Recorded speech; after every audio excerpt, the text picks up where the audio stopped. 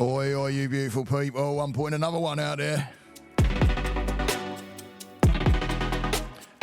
This one kind of came to mind this morning. I've actually dropped a vlog on it as well.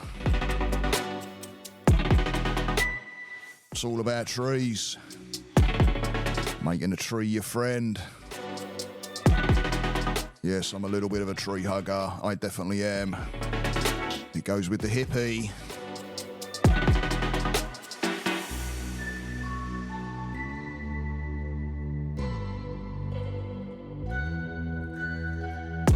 But this one is, I use this as a tool. I read it on a blog or something somewhere, I can't remember when. Like I've said before, I don't know where I get a lot of my information from because I read so much. But it's there and I use it as a tool and it helps. So I thought I'd share that and tell you a little bit about what happened this morning and about my tree that I go to. So please, please, please go and hit that subscribe button and give me a shout, show me some love. Throw a comment up there, let me know how it's working for you. It does help me too, you know. And I hope you're all having a great weekend. It is a Saturday. And it's a nice day out here in Florida. Warm but nice. So yeah, let me start by saying big welcome to some new people. I had another subscriber that showed up this morning. Big thank you for hitting that subscribe button and getting this message out there. And this one came to me this morning. It's funny because I had one of my guys this week sit back and say, Steve, and I'm like, what? And they said, how many tools do you actually have? And I sat there kind of, and I'm like, I don't know, quite a few. Because I'm always like, try this, try that, do this, boom, right? And then I come up with things all the time, things that help. And one of these was about the tree. And I remember, like I said in the intro, I remember reading something or seeing something about make a tree your friend. And that's exactly what I did. I've always had a bit of a bloody close relationship with trees, I gotta say, because I remember being a kid, and this one stands out in my mind. And if anybody knows this tree, I wonder if someone can point me in the right direction, because I can't remember if it was a weeping willow, and then I'm thinking kind of it might have been a cypress tree. And some people out there around my age might even know this tree that knows Greenwich Park. Greenwich Park is a park in London, southeast. And it's a beautiful, beautiful park. And Henry VIII used to ride through there and hunt and one thing and the other. I mean, it's beautiful, beautiful grounds. And some of these trees have been there for, a few hundred years, literally. And there was this one area as you come in the top end of Greenwich Park, if you're coming from Blackheath, and you come in that main gate there and you go off to the right. I think they used to call it the Deer Park. I'm not sure. I might have that wrong. But I remember it used to be a little separate area off to the right instead of walking all the way down the main kind of street area, if you like, where the trees are on each side, and you reach that hill and you go down into the lower Greenwich area. This was, you literally came in the door, you walked a little way, and then you went off to the right, and there was a gate there, and you went through the gate, and it kind of was like a park within the park. And I remember there was this like big open green that used to open out, and this is when it gets a bit tricky, because I'm trying to think whether it was a cypress tree or a weeping willow tree. And I've been telling my therapist Judith, big love to Judith, I've been telling her there was a weeping willow, but now I've been standing under these cypress trees because we've got beautiful cypress trees, hence the thumbnail that I put there, because they helped me out this morning. I'm not too sure, because I've been getting under the cypress trees here, excuse me. I've been getting under the cypress trees here, and I'm like, hang on a minute, I've got that same feeling going on. Because one of the things I remember doing is running underneath this tree, and it was a huge, beautiful tree, and the branches hang, because it was so big, the branches were hang down low and that. And I used to go under there, and it was like a cover. It was like you're hiding.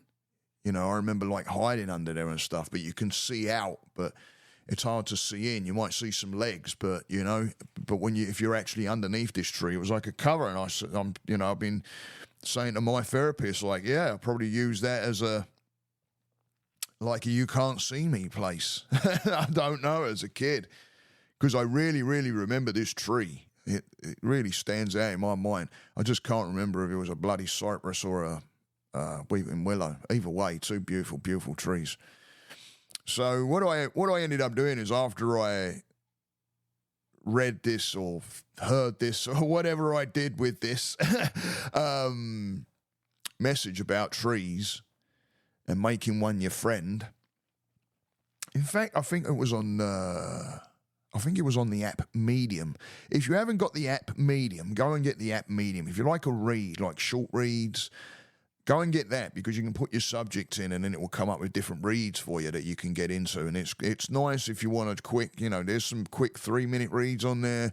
And then there's some that are, 10, 15-minute reads as well. But there's some really good subjects on there, and all mine's around mental health. Why wouldn't it be?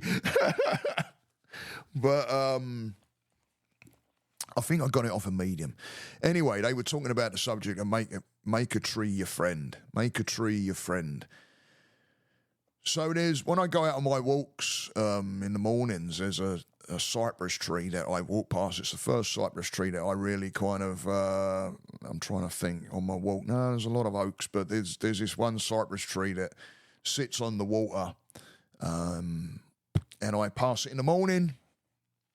And then on the way back, especially if I'm dropping a video on my walk, I walk underneath this tree, and I put my hand on it first, and I give gratitude and thanks to the tree, and I just start thinking. I just start pulling the energy of the tree. Sometimes I've gone barefoot, taken my shoes off and all that, gone barefoot in the grass, standing underneath the tree. But it's like a protector. And when I stand underneath it, it's got that same effect. The branches hang over low.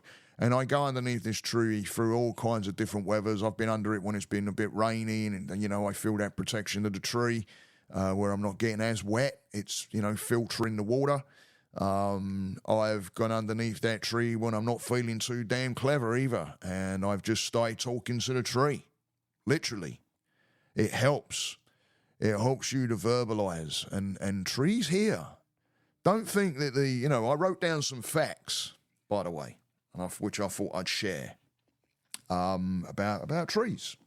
And, they have an amazing communication system. It's a lot of mycelia that runs through the ground. They can communicate through that, which pops up those beautiful mushrooms that we see. By the way, don't go out there eating mushrooms unless you really know what you're eating.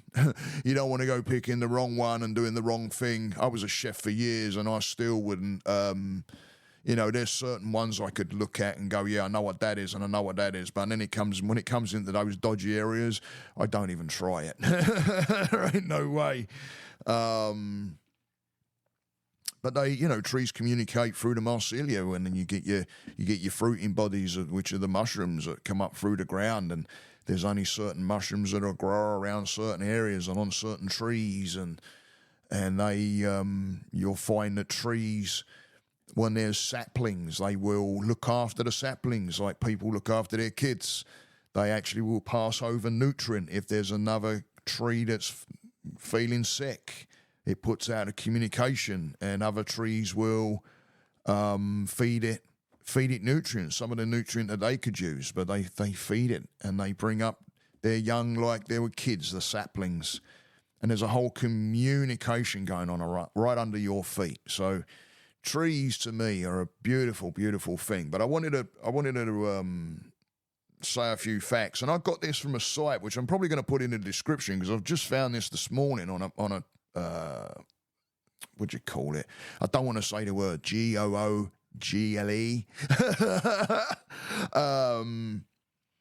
And it's called thefactssite.com. Thefactssite.com. Great little site. And I just wanted to read out some of the things that they put out there. And there's been 4.5 billion years old. Oh, sorry. The Earth. Sorry, I didn't say, did I? The Earth is about 4.5 billion years old. And trees only came around about 300 million years ago. And I've never even thought about that. And I know that's a long bloody time. But when you think about the Earth is 4.5 billion years old, and trees came to the Earth around 300 million years ago, and then it said how it started, you know, that's when it started pumping the oxygen into the air and stuff like that, right? And the other part is 30% of the Earth is covered with trees. Now, I don't know what the date was on this article, but, you know, we're gradually diminishing our trees.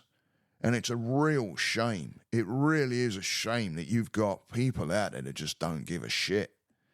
And they would just mow shit down and don't even think.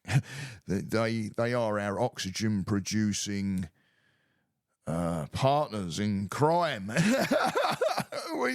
we need the trees and they need us. They need the carbon dioxide and we need that beautiful, fresh oxygen that they filter through and push out there. Why wouldn't you want to be around that? And there's 30%, you know, 30% of the Earth is covered in them, and I'm sure that 30% has got a little less, right? In fact, it said that there's 46% fewer trees than 12,000 years ago. And you know why? Because humans began to develop agriculture. 46% fewer than 12,000 years ago. Now, again, if you look on the grand scheme, 12,000 years is not that big of a number when you're looking at the... yes, it is. Okay, I don't want everybody to go, yeah, well, that is a big number, Steve. Ooh. Yeah, I know it's a big number. But if you look at the grand scheme of our old Earth is 4.5 billion bloody years old, yeah? Right? And you're only looking at the past, what did I say, 300 million years that we've had trees. And that's a big bloody number. So when you talk about 12,000, it's like a friggin', it's like hardly anything, right? Brazil has the most species of trees. Didn't know that, right? And the Amazon, and there's many more. Go and have a look at this site because it's a really good site. And there's many, many, many more out there that I've left out. But I just picked a few just to share because I thought, blimey, I didn't, you know, it always surprises me with some of these things because you just don't know unless you look it up, right? The Amazon produces approximately 20% of the Earth's oxygen. That's quite a bit, right? But there's a thing in the ocean called phytoplankton, and that's at 70%. And we're messing both of them up. We're taking down trees at an alarming rate, and we're screwing up our ocean. And I remember hearing about this phytoplankton on a documentary and doing a bit of research on that. And it does. It produces, I think it's at certain times and all, it gets like really high. The oxygen levels it pumps out up around the bloody ice as well, I believe. There's things there that produce the... You know, they're getting hurt because the waters are warming up and shit. So that shit's starting to not look good. And we're cutting down trees at an alarming rate. In fact, just up the road here, we lost the case of trying to save the damn land up there. And probably people that are, you know, that are involved in that and getting all that going that may be listening to this are probably laughing their asses off us because they ended up winning.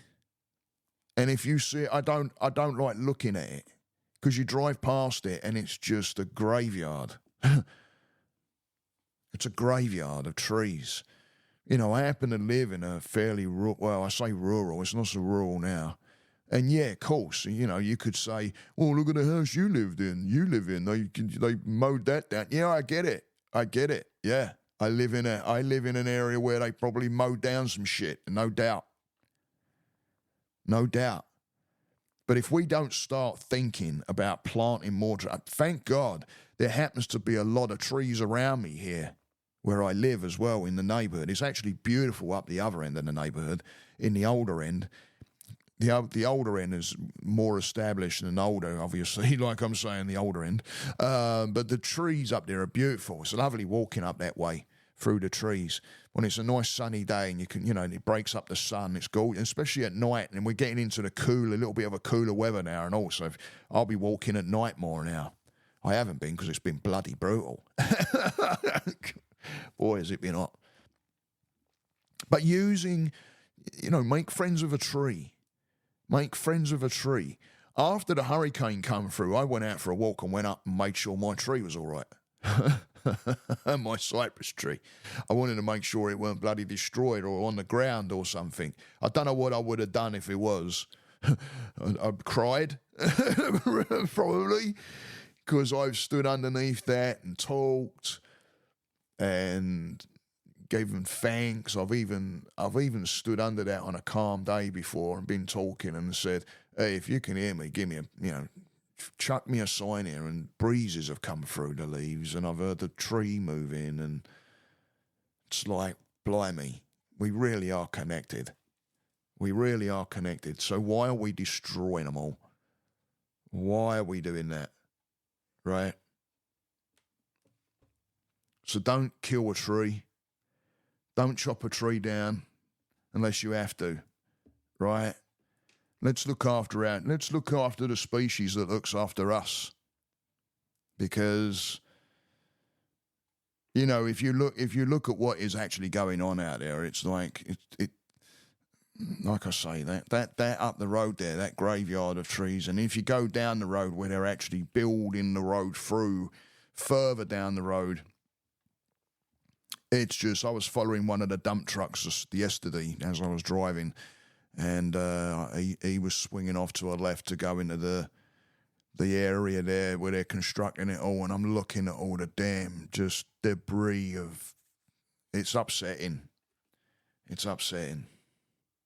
So make a friend out of a tree. Use it for your mental health. Use it as a tool. Yeah.